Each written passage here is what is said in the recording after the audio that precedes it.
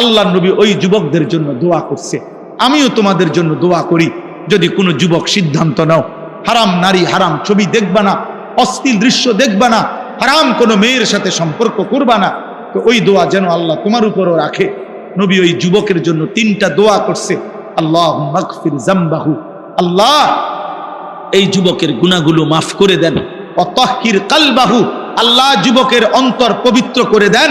ওয়া হাসসিন ফারজাহু, আল্লাহ যুবকের লজ্জাস্থানও পবিত্র করে দেন। তোমরাও দিল থেকে নিয়ত করো, আগামীর পৃথিবী তোমাদের অপেক্ষা করছে। দোস্ত, তোমরা তোমাদের পৃথিবী কষ্টের বানাইও না। যুবক ভাই, তোমার দাদা তোমার আগে চলে যাবে কবরে। আশা করা যায় তোমার বাপ তোমার আগে কবরে চলে যাবে।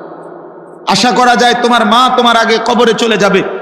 কিন্তু তোমরা যারা, আমার একটা কথা তোমরা শোনো, এখানে যারা দাঁড়াইছো ভাই, তোমরা তাকায় দেখো চারিদিকে। তোমরা 30 বছরের নিচে যাদের বয়স, 30-এর নিচে, তোমরা হাত তোলো তো। 30 বছরের নিচে যাদের বয়স, হাত উঠা। দেখেন দেখেন কি পরিমাণ, দেখছেন? মাশাআল্লাহ, হাত নামা। এখন আমার প্রশ্ন হলো, এই যে 30 বছরের নিচে কিশোর যুবক, তোমরা বলো ভাই ইনসাফ করে, এখানে যারা আমরা জমা হইলাম তারা সারা বাংলাদেশের? কথা বলে না। এরা উত্তরবঙ্গের, এরা পার্বত্য চট্টগ্রামের, এরা খুলনা বরিশালের। এখান সর্বোচ্চ 20 কিলোমিটার ধরলাম, 30 কিলোমিটার ধরি, 30 কিলোমিটার জায়গার আশেপাশের সন্তান তোমরা, এই না? আমার কথা হলো, তুমি একটা ছেলে ভাবো যে 30 কিলোমিটার দূরত্বের এতটুকু জায়গার মধ্যে যদি এতগুলো ছেলের মধ্যে নামাজের চিহ্ন, ঈমান আমলের চিহ্ন কোথায়? তাহলে একটি এলাকার যদি 30 কিলোমিটার এলাকার মুসলমানের কিশোর যুবকের চরিত্র আখলাক যদি এই পরিমাণ হয়, তাহলে ইসলাম টিকবে কেমনে? আগামী দিনে আমরা সুখ পাবো কিভাবে?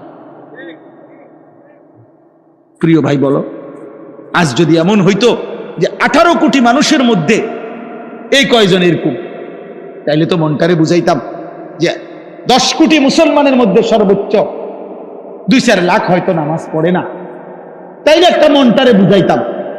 কিন্তু 30 কিলোমিটার জায়গার মধ্যে যদি এতগুলো যুবক ভাই তোমরা, তো তোমাদের নামাজের হালাত কি? তোমাদের আখলাকের হালাত কি? এবার তোমরা আন্দাজ করো সারা বাংলাদেশের চরিত্র। সারা বাংলাদেশের, আমি সোহাগপুর মাহফিলে গেছি, সেখানেও আমি এরকম অগণিত যুবক দেখে আসছি। তাইলে আমার কথা হলো এটা যে তুমি ভাই ইনসাফ করো, তোমরা বলো। খোদার কসম, নবীজি বলছে লা ইয়াকুনু ফি উম্মতি খাসফুন